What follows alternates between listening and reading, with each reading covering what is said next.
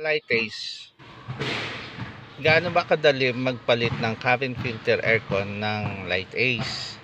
So simple lang po, open po natin yung compartment dito sa harapan natin, and then may makikita po tayo dito na stopper niyan, dalawa, ganyan, and then ipupush lang po natin to, yan. Pag natanggal na po to, yung lock, ito to pinaka-stopper nya, then hatakin po natin yung kabila. Ayan. Ayan. Ito po. Makikita nyo po doon yung lagay ng cabin filter. Dala. Ayan. Ayan po. Meron po siyang lock dito. Ipupush nyo lang po. Ayan. Ayun po yung filter na pwede nyo palitan.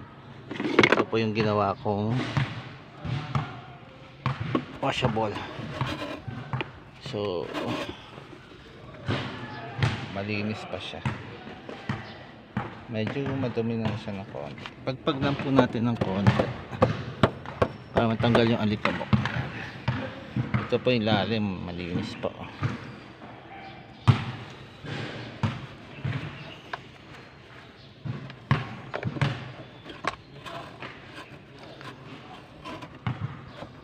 Ayan. Then ito po yung pinaka cover nya, meron po siyang dalawang pin sa dulo. Lusok-sok lang po natin dyan, then push. Ayan.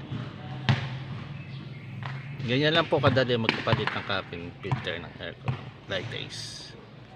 Salamat po. Pagbalik po ng cover,